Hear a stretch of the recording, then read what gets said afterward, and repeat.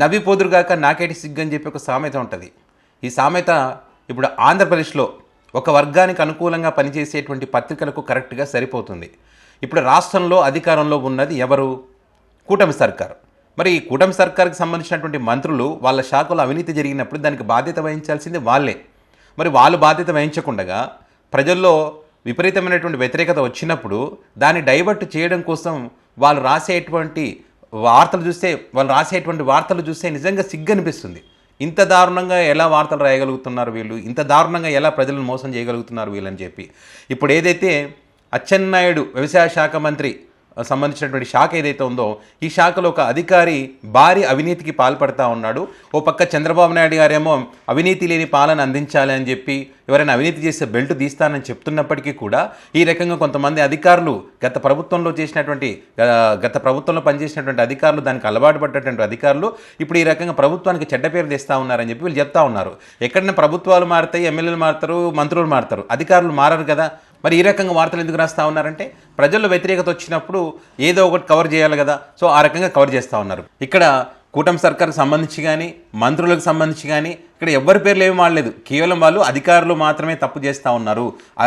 ఏ రకంగా అవినీతికి పాల్పడుతున్నారన్న దానికి సంబంధించి వాళ్ళు ఏం చెప్తారంటే పోస్టింగ్లు ఇవ్వాలన్నా, బదిలీలు చేయాలన్నా, పదవులు కావాలని చెప్పినా, తర్వాత అదేవిధంగా ఈ వ్యవసాయ శాఖకు సంబంధించి వీటి పరిధిలో వచ్చేటువంటి ఏదైనా సరే పశు సంవర్ధక శాఖకు సంబంధించిన పనులు కావాలన్నా, సహకార శాఖకు సంబంధించి అక్కడ కూడా పదోన్నతులు కావాలన్నా, ఆయిల్ ఫామ్ సాగుకు సంబంధించి ఎక్కడెక్కడ కేటాయించాలో దానికి సంబంధించి, అదేవిధంగా ఈ చేప పిల్లలకు సంబంధించి చేపల పంపిణీ కార్యక్రమాలు ఉంటాయి కదా వాటికి సంబంధించిన టెండర్లు, ఇట్లా జీతాలకు సంబంధించి కూడా అన్ని నిబంధనలకు అనుగుణంగా ఏది ఉన్నా కూడా ఖచ్చితంగా ఆ అధికారి చేయి తడపాల్సిందేనంట.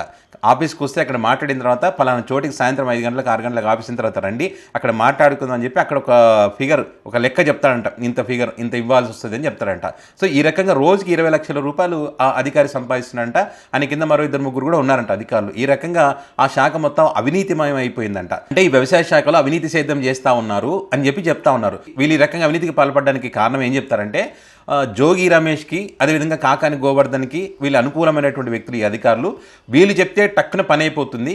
వేరే వాళ్ళు కనుక అధికార పార్టీకి సంబంధించిన వాళ్ళు ఎవరైనా వస్తే కనుక ఖచ్చితంగా డబ్బులు ఇవ్వాల్సిందే. డబ్బులు కనుక ఇవ్వకపోతే మంత్రి గారు సంతకం పెట్టినా కూడా ఫైల్ ముందుకు వెళ్ళేటువంటి పరిస్థితి ఉండదు. సో ఆ రకంగా అవినీతి పేరుకుపోయిందని చెప్పి వీళ్ళు వార్తలు రాస్తూ ఉన్నారు. చూడండి, అధికారంలో వీళ్ళే ఉన్నారు. అవినీతి చేసిన దానికి సంబంధించి తమ మీద తప్పులు వేసుకోకుండా గత వైసీపీ పార్టీ హయాంలో వాళ్ళు పనిచేస్తారు కాబట్టి వాళ్ళదే తప్పు అన్నట్టుగా ప్రజలను నమ్మించేటువంటి ప్రయత్నం చేస్తున్నారు. అందులో భాగంగానే ఈ వార్తా కథనాలు రాస్తూ ఉన్నారు. వీళ్ళు చెప్తున్నటువంటి దాని ప్రకారం వ్యవసాయ శాఖలో భారీ అవినీతి జరుగుతుందని వీళ్ళు ఏదైతే చెప్తా ఉన్నారో, మరి నిజంగానే భారీ అవినీతి జరిగితే, ఇంతటి అవినీతి జరుగుతున్నప్పుడు ఆ శాఖ మంత్రికి తెలియకుండానే జరుగుతుందా? ఆయన ఏమన్నా కొత్తగా వచ్చినటువంటి మంత్రే కాదు కదా, చాలా ఎక్స్పీరియన్స్ ఉన్నటువంటి పర్సన్ అచ్చెన్నాయుడు అంటే. మరి ఆయన తెలియకుండా జరుగుతుందా? ఒకవేళ ఆయనకు తెలిసి జరుగుతుంది అనుకోండి, మరి అవినీతికి ఆయన కూడా పాల్పడుతున్నట్టే లెక్క కదా. ఒకవేళ ఆయనకు తెలియకుండా జరుగుతుంది అనుకుందాం, అంటే అసమర్థ మంత్రిగా ఉన్నట్టు కదా, మంత్రిగా ఫెయిల్యూర్ అయినట్టే కదా లెక్క. మరి ఆ ఫెయిల్యూర్ గురించి మరి తెలుసో తెలియదో దాని గురించి ఎక్కడ కూడా మనం వార్తలు రాయం. ఏం చేయాలి? దీన్ని వాళ్ళ మీదకి రాకూడదు కాబట్టి ఈ అధికారులు గత ప్రభుత్వంలో అక్కడ పనిచేస్తారు కాబట్టి వైసీపీ ఖాతాలో వేసేస్తే ప్రజలు నమ్మేస్తారు, మన ప్రభుత్వానికి ఎట్లాంటి చెడ్డ పేరు ఉండదనేటువంటి ప్రయత్నంలో భాగంగానే ఈ వార్తలు రాశారు.